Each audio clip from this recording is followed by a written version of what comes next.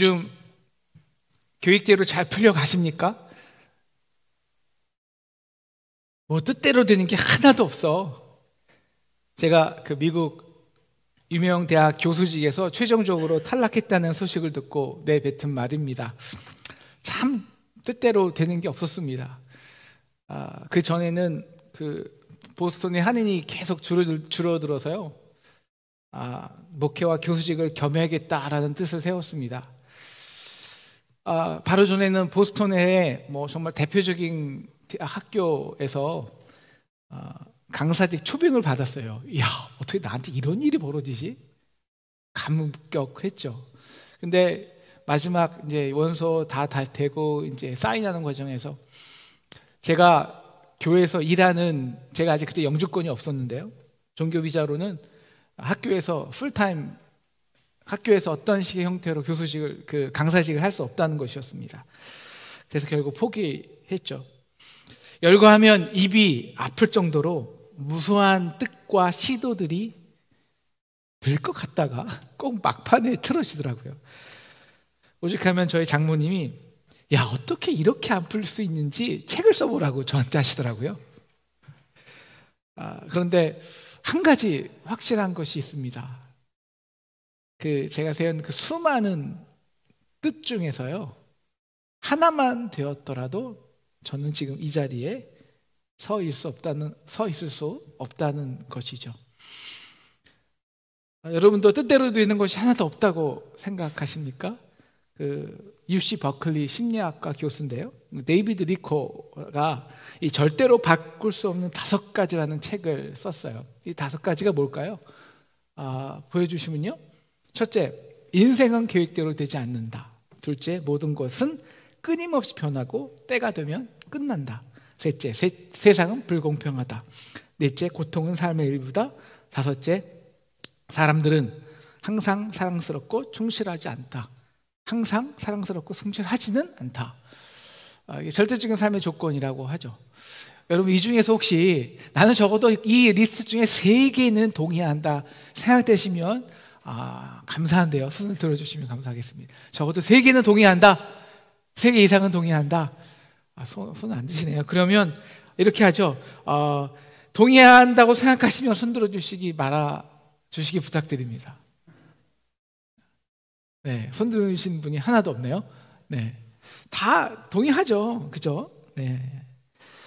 근데요, 그러면 우리 옆에 사람에게 이렇게 같이 인사했으면 좋겠어요. 내 뜻대로 안 돼서 참 다행입니다. 우리 인사하실까요? 내 뜻대로 안 돼서 참 다행입니다. 네. 그럼 한 번만 더 이렇게 인사하면 좋겠습니다. 말씀하신 대로 되어서 참 감사합니다. 말씀하신 대로 되어서 참 감사합니다. 여러분, 왜 인생이 내 계획대로 되지 않을까요? 1번은요 2, 3, 4, 5번이 다 그 이유예요. 사실 우리가 내 뜻과 계획을 세울 때는 적어도 3가지 기본적인 요소가 있습니다. 첫 번째, 내 생각과 판단이 있어야 돼요. 그리고 그것이 내 생각에 옳고 그리고 유익하게 될 것이라는 판단이 있어야 합니다. 그런데 그 옳다고 하는, 유익하다고 하는 나의 생각은 어디서 오냐? 바로 나의 사전적 경험이나 지식입니다. 그러니까 내가 이만큼 있으면 거기서만 판단하는 거예요. 여러분, 우리가 그 10대 철없는 생각으로 지금 내가 산다고 생각해 보세요. 20대 우리 사회 초년병 때의 판단력으로 우리가 30대, 40대, 50대를 판단하고 산다고 생각해 보세요. 지금까지 우리가 받았던 그 축복을 누릴 수 있을까요? 그나마? 여러분, 왜 내 뜻대로 되면 안 되냐고요? 안 되죠. 아직 10대인데. 정말 변화하고 성장해야 할 대상은 나예요. 내가 성장해야, 그제야 비로소 바른 뜻을 품을 수 있기 때문이죠. 두 번째 조건이 있어요. 그것은 그 뜻을 이루기 위한 조건이 있어요. 어떤 것을 계획하고 실행하려면 조건이 있잖아요. 상수가 있죠. 뭐 내가 돈이 얼마나 있고 힘은 얼마나 있고 프로그램 얼마나 잘 돼 있고 힘의 관계와 그다음에 권력 지형도가 어떤지. 근데 그 조건이요 변해요. 여러분, 우리가 조건이 바뀌었는데 계획대로 되겠습니까? 상수가 바뀌었는데 공식대로 되겠냐고요. 세 번째 조건은요, 내가 혼자 할 수 있는 일이라는 게 거의 없어요. 그래서 우리는 주로 내 생각에 믿을 수 있고 사랑하는 자들과 함께 하죠. 그런데 우리의 삶에서 정말 진짜 고통을 주는 사람이 누굴까요? 바로 우리가 믿을 수 있다고 생각하는, 사랑한다고 생각하는 사람들입니다. 그래서 고통이 삶의 일부가 되는 거예요.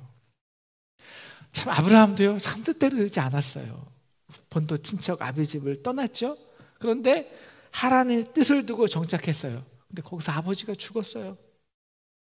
흉년을 피해 애굽으로 내려갈 뜻을 세웠어요. 그 뜻을 세우니까 당연히 또 다른 계획이 생기겠죠. 아내를 누이로 해야 돼요. 결국 애굽에서 큰 환난을 당하고 쫓겨나왔습니다. 나이가 들자 다메섹 엘리에셀을 상속자로 세울 계획을 세웠습니다. 그것도 안 되자 이제 충실했던 하갈을 통해 자녀를 낳게 계획을 세웁니다. 그런데요, 그 충실했던 하갈이요, 완전 돌변을 하네요. 차라리 모든 아브라함과 사라와 하갈의 모든 충실했던 관계가 다 깨집니다. 차라리 계획을 하지 말 걸 후회합니다. 의인 50명만 있어도 하나님의 심판을 회피할 수 있다 계획 세웠습니다. 그러나 그 생각은 처참히 무너지지요. 이제는 어느 정도 성장했다고 생각합니다. 근데 그 아브라함이, 우리는 오늘 이제 20장 말씀 전에 인간의 생각이 안 변하나 봐요. 또 아내를 누이라고 합니다. 그래서 이번에는 아비멜렉 왕에게 아내를 팔아먹죠. 이제 그냥 다 들통난 거예요. 이제 아브라함의 연약함, 불의함은 다 드러나 버렸습니다. 그래서 우리는 이렇게 인정하게 되는 거예요. 하나님, 제 인생이요, 내 뜻과 내 계획으로 되지 않아 정말 다행입니다. 그리고 나서 오늘 21장 말씀, 21장 1절 이렇게 선포되는 거죠. 하나님, 말씀하신 대로 되어서 참 감사합니다. 우리 21절 말씀 다 함께 읽겠습니다. 21절입니다. 1절입니다. 시작. 여호와께서 말씀하신 대로 사라를 돌보셨고 여호와께서 말씀하신 대로 사라에게 행하셨으므로. 네, 여러분, 롯의 결말은요, 그 소돔의 심판과 함께 굉장히 다이나믹해요. 그런데 아브라함의 결말은 굉장히 차분하고 간단하게 마무리하세요. 말씀하신 대로 그대로 되었더라. 그리고는 사라는요, 모든 자와 함께 웃게 됩니다. 롯이나 아브라함 모두 다 자기 계획을 세웠고요, 그 모두 계획이 실패했습니다. 그런데 어떤 놀라운 차이가 있었냐요? 바로 말씀으로 역사를 시작했는가, 그래서 말씀을 품었는가입니다. 아브라함은 12장 1절 말씀, 본토 친척 아비 집을 떠나 내게 보여줄 땅으로 가라. 그럼 내가 너에게 복을 주어 내 자녀를 창대하게 하리라. 이 말씀, 약속을 붙잡았어요. 품었어요. 그리고 떠났어요. 그래서 4절, 이에 아브라함이 여호와의 말씀을 따라갔고, 그래서 말씀의 역사를 시작한 겁니다. 그러나 롯은요, 롯도 그와 함께 갔으며, 그냥 롯은요, 말씀 따라간 게 아니라 인간적으로 의지할 수 있는 아브라함 따라간 것 뿐이에요. 물론 둘 다 인간의 뜻과 생각은 때가 되면 다 소멸합니다. 하지만 롯은 소멸하고 끝나지만 아브라함에게요, 그 인간의 계획이 소멸하는 시간은 어떤 시간이냐? 바로 겨자씨처럼 작은 말씀이 품어지고 자라나고 무르익어서 드디어 말씀으로 놀라운 생명이 잉태되는 과정이라는 것입니다. 여러분, 아들을 낳았어 안 낳았어는 별로 중요하지 않아요. 중요한 거는 내 몸에서 날짜가 내 후사가 되리라. 그 아들이 언약의 후손이냐, 말씀대로 잉태했냐가 중요한 것입니다. 그래서 엘리에셀도 아니고요, 이스마엘도 아니에요. 인간의 뜻과 계획으로 낳은 아들이 아니라 언약의 말씀대로 주신, 말씀대로 낳은 아들이냐는 것입니다. 사랑하는 우리 상동 성도 여러분, 우리도 지금 해결할 많은 문제가 있습니다. 우리 자식 문제 있고요, 재정 문제 있고요. 여러분, 그런데 그 문제 자체가 해결되는 것은요 별로 그렇게 중요하지 않아요. 왜냐? 우리 데이비드 리코 교수처럼 이미 그 문제를 해결할 때 모든 다른 상수가 바뀌어요. 그래서 그 문제를 해결이 오히려 또 다른 문제를 야기해요. 우리 교회도 풀어야 할 많은 산적한 문제가 있습니다. 그런데 그것이 우리 다 경험한 것처럼 절대 인간의 계획과 뜻으로 풀어지지 않아요. 풀린 것 같죠. 그런데 또 다른 문제를, 복잡한 문제를 발생시키잖아요. 여러분, 우리가 기도하기는요, 우리의 모든 문제가, 저와 여러분의 모든 문제가 말씀하신 대로, 우리에게 주신 언약의 말씀대로 풀려지기를 주님의 이름으로 축원합니다. 그럼 먼저 말씀이 우리에게 떨어져야겠죠. 우리가 품어야겠죠.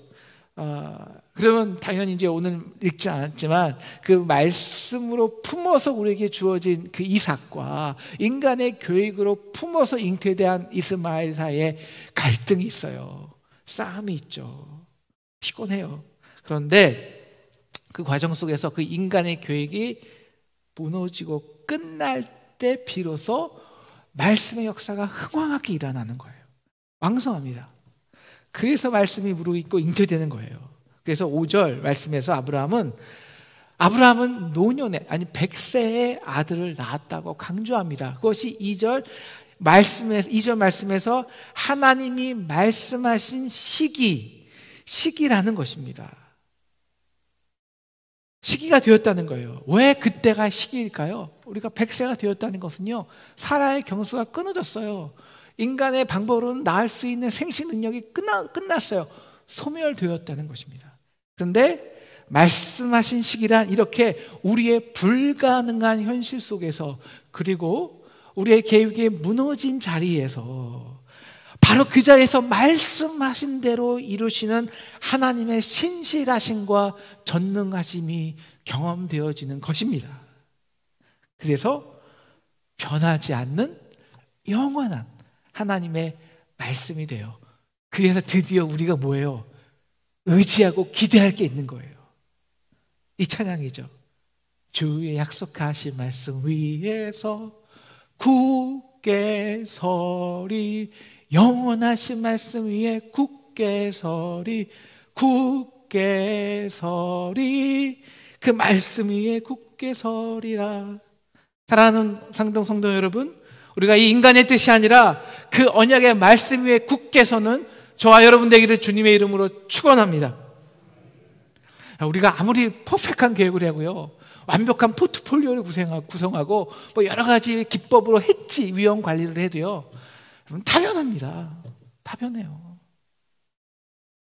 그래서 우리 인생에서 가장 중요한 거예요. 그 수많은 변화 속에서 진정으로 변하지 않아서 딱 내가 중심을 잡을, 의지할 수 있는, 변하지 않을 딱 하나만 있으면 되는 거예요.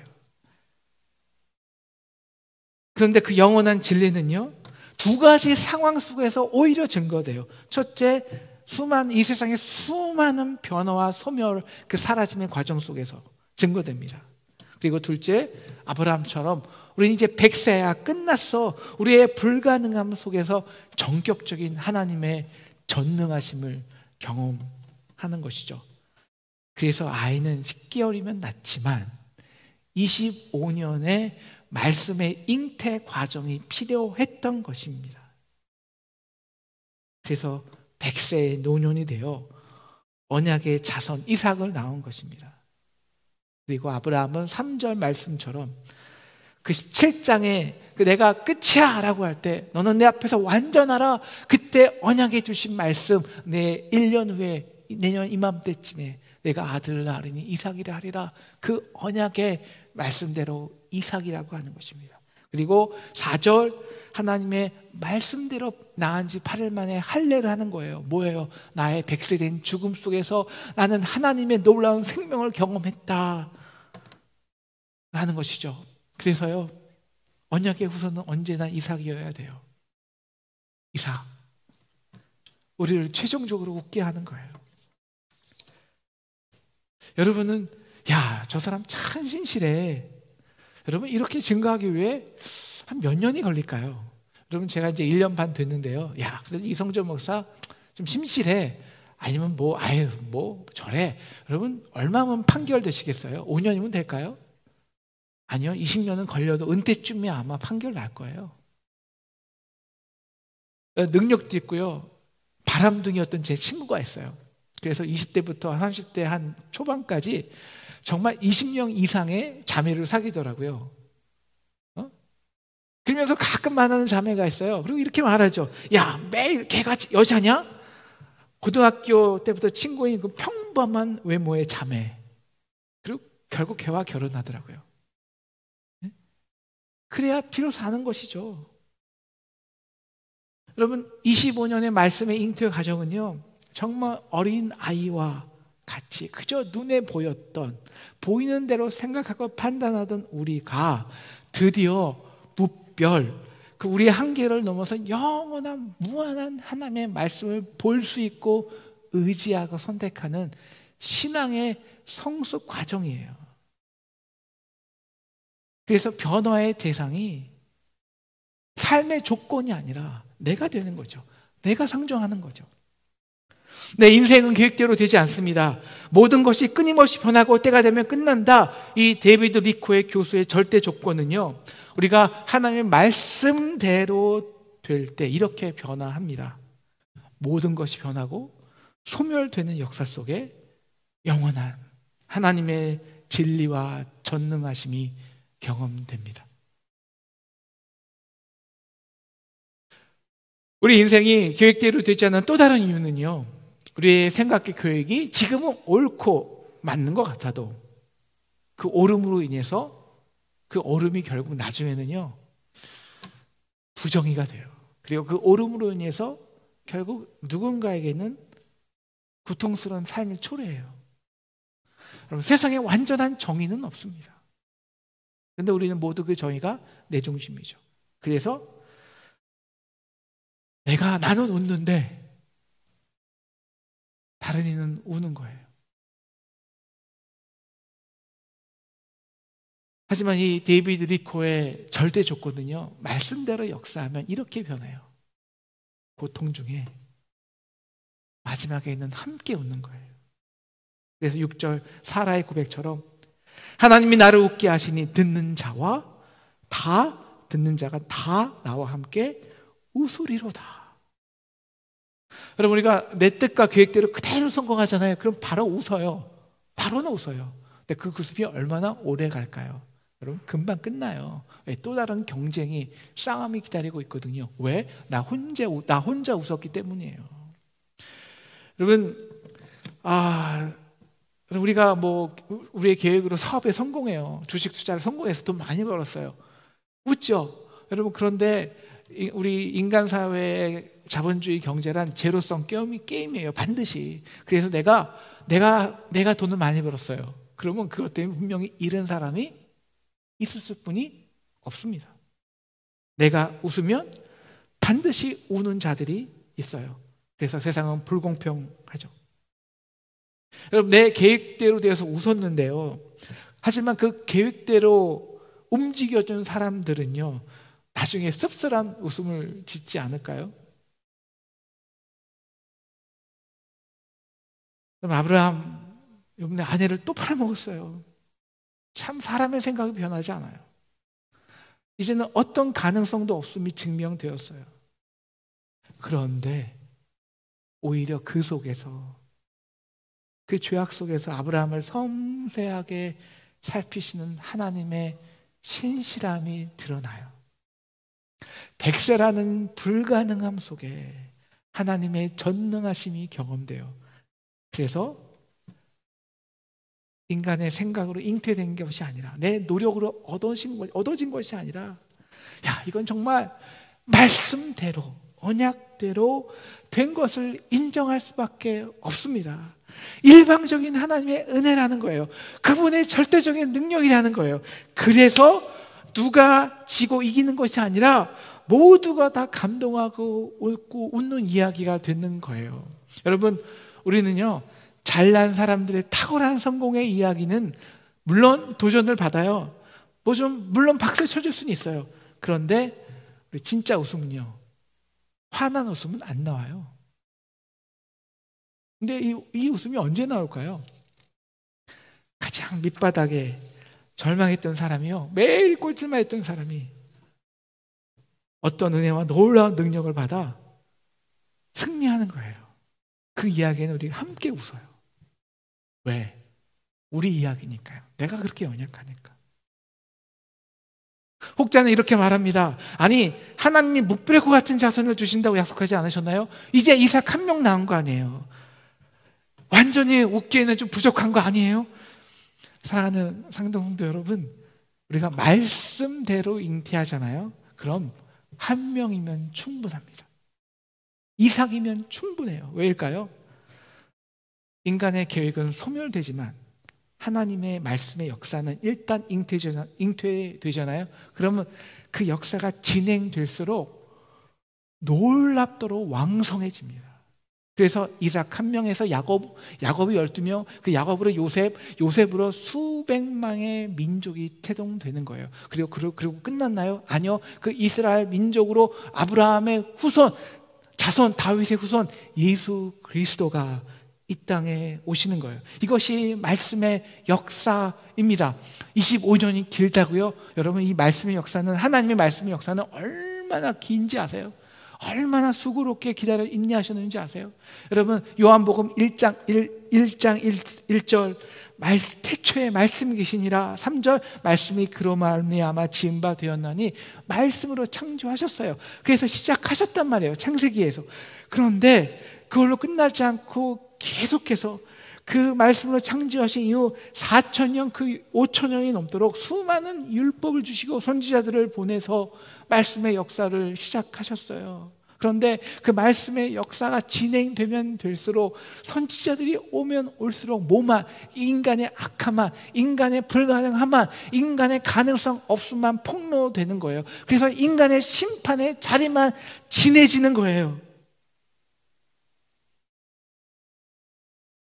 그래서 하나님이 하실 수밖에, 최종적으로 하신 게 뭡니까?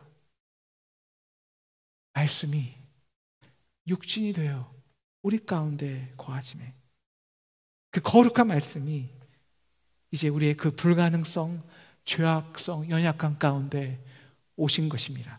그래서 거룩하신 하나님의 말씀이 흉악한 십자가에서 흉악한 예수가 되신 것입니다. 그리고 그 십자가의 자리에서 우리의 죄악이 폭로되지만 오히려 그 폭로를 통해서 하나님의 절대적인 사랑이 증거되는 것입니다. 바로 백세된 우리 죽음의 자리가 십자가에서 하나님의 새로운 생명의 잉태의, 말씀의 잉태의 자리가 된 것이고요, 우리의 실패의 자리에서 십자가로 우리 모두가 그리스도의 능력 안에서 승리자가 되는 것입니다.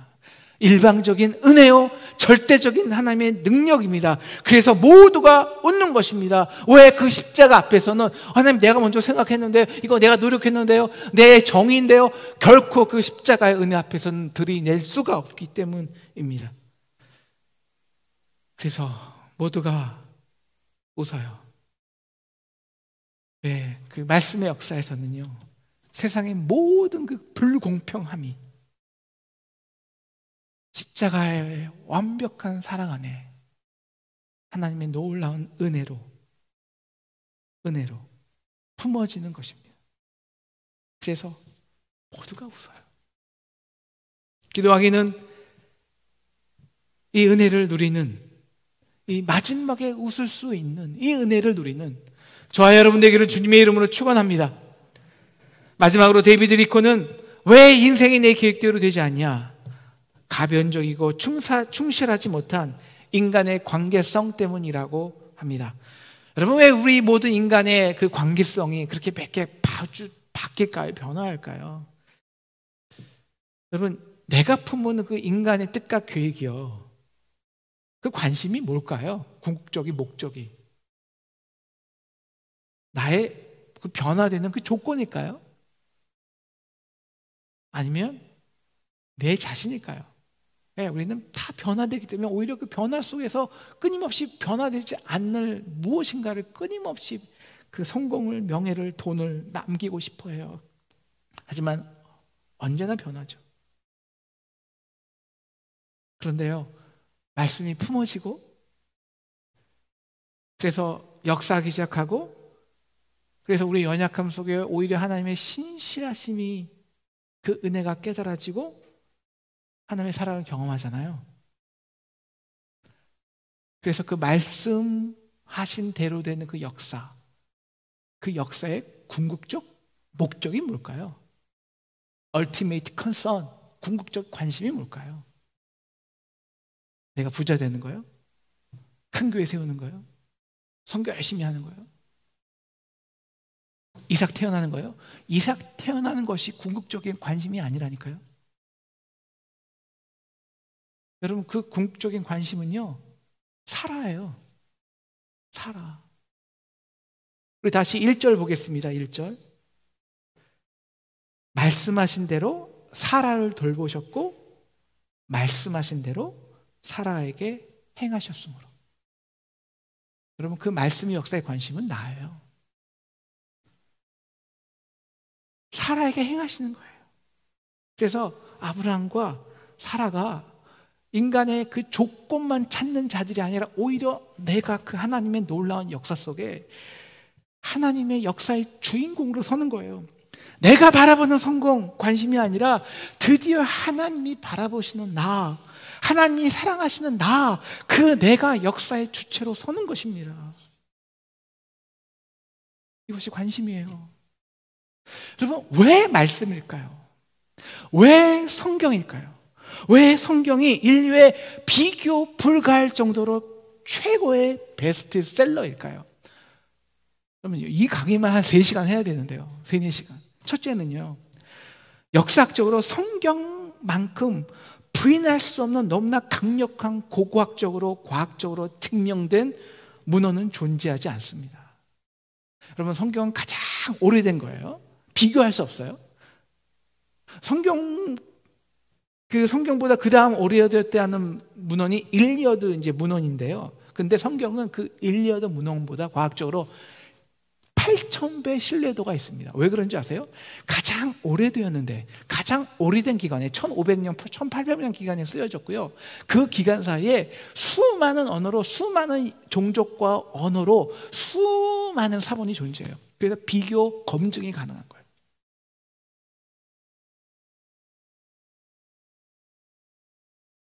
여러분, 우리가 성경을 신뢰할 수 없다는 것은요, 인간의 모든 기록된 문헌의 역사를 신뢰할 수 없다는 것과 똑같습니다. 실제로. 그런데 성경이 말씀이 위대한 것은요, 이것이 아니에요. 두 번째, 근데 그 수천 년의 역사 속에 기록된 역사가 실제로 그 역사 속에서 검증되고 그 말씀대로 그대로 역사 속에 되었다는 거예요. 이게 놀라운 거예요. 그런데 그 놀라운 것보다 더 놀라운 것이 세 번째입니다. 그 수천 년의 역사가, 그리고 그 역사에 검증되고 실현된 것이 누구를 위한 거냐? 셋째, 정말 그 말씀을 읽은 사람들, 그래서 그 말씀을 품은 사람들, 그래서 말씀의 역사를 시작한 사람들에게는요, 그 6,000년, 그 몇만 년의 역사, 얼마나 좀 자세히 모르죠. 우리가 그냥 역사학적으로 6,000년, 7,000년 사이다라고 생각하는데요, 그 역사가, 그리고 검증된 역사가 바로 나를 위한 역사였다는 것입니다. 나를 돌보시고 나에게 행하신 역사였다는 것입니다. 그래서 6,000년 이상의 말씀의 역사가 증명하는 것이 있어요.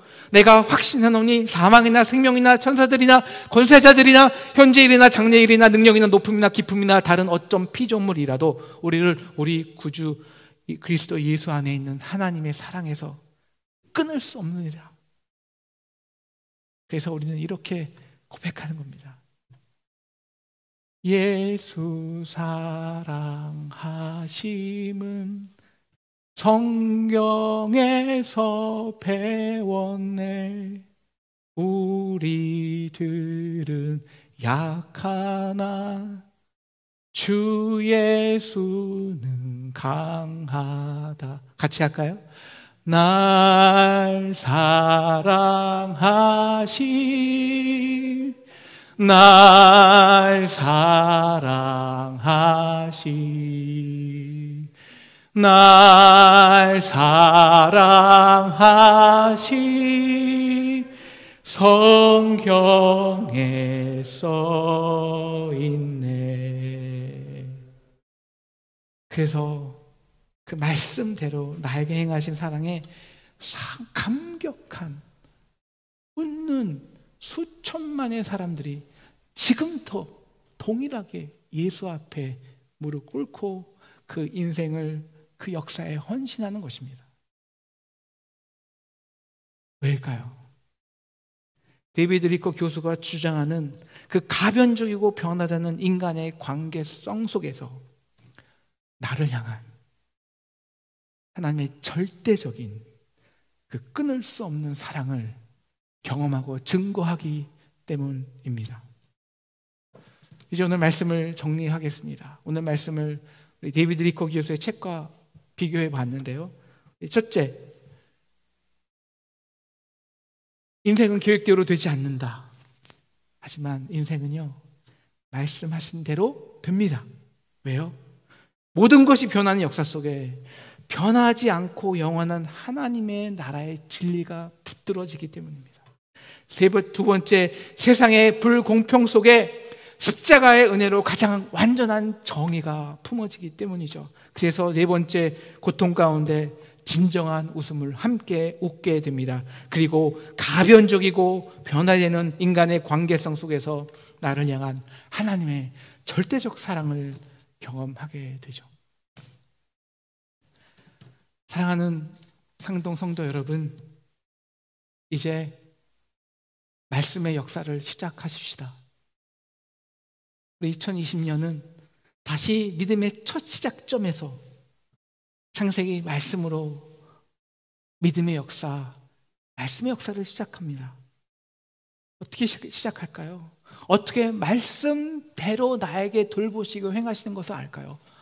말씀을 품어봐야죠. 그 말씀이 기록돼야죠. 과정이 있어야죠. 그래서 우리가 함께 창세기 말씀 연구를 함께 하는 겁니다. 수요일에 그냥 우리가 말씀 오늘 예배 듣고 끝나면 아무 소용없어요. 먼저 그 말씀을 듣기 전에 나에게 품고 묵상하고 함께 심는 작업을 하는 겁니다. 그리고 말씀 듣고 나서 우리가 적어도 이건 꼭 해야 돼요. 이건 기록해야 돼요. 하나, 나에게 주신 한 말씀을 고백하십시오. 적어보세요. 그래서 내가 결단한 행동에 무엇인지 적어보세요. 기록해야 됩니다. 그래야 말씀대로 나에게 돌보시고 말씀대로 행하신 것을 알죠. 말씀 자체가 내가 받은 적도 없는데, 순종한 해본 적도 없는데 어떻게 말씀대로 행하시고 말씀대로 역사하신 걸 어떻게 알 수 있겠습니까? 기도하기는 우리가 말씀대로 본토 친척 아비집을 떠나 믿음의 여정을 시작하는 저와 여러분 되기를 축원합니다. 그래서 말씀하신 대로 우리 상동을 돌보시고 말씀하신 대로 우리에게 행하신 그 놀라운 사랑을 함께 경험하기를 축원합니다. 여러분, 인간의 계획과 뜻으로 해결하잖아요.